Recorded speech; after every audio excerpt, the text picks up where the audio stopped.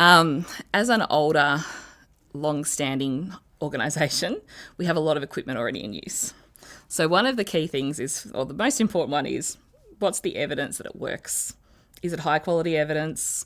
Do we know that it actually does what it says it does, i.e. prevent things? So does it work? Is it clinically effective? That's my first port of call. The second one, though, is it clinically acceptable to the staff who are working with it? So if it's overly complicated, if it's not intuitive, if it takes a really long time, takes multiple people, then it have to be very, very, very clinically effective to warrant some of that intervention, especially also if you need to train staff to use it properly. That's another challenge for us.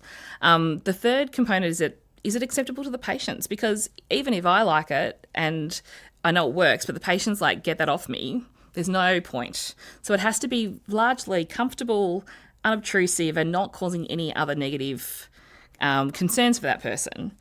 Because I think if we look at the border study that we did, I think our number worked out to be we need to treat 10 patients to prevent one pressure injury. So not everyone will get a pressure injury, and that's really good. But I guess the question is, if 9 out of those 10 people go, I don't want you looking at my bum and putting a dressing on, that's not going to work. So it has to be something that they'll accept as well and is comfortable, and it doesn't really interfere with other aspects of their care or their life. And so there's that component. And then I guess the third thing is, how does those products fit in with our existing technologies? So this is probably less about prophylactic dressings and maybe more about beds and mattresses. But does the new mattress, let's say, does it fit on our existing beds, or do I need to get new beds as well? That's going to create a problem. Does the mattress have a really long cord that people are going to trip on? What is its maintenance strategy? Those are other factors that will also impact. One of the things that we've got is, if we've got an older building, some of our rooms are quite small. So I want to extend the bed for a tall person. If I do that and then I put an air mattress on that bed, I can't get around it. So that's, it's how you interact with the whole system is another factor.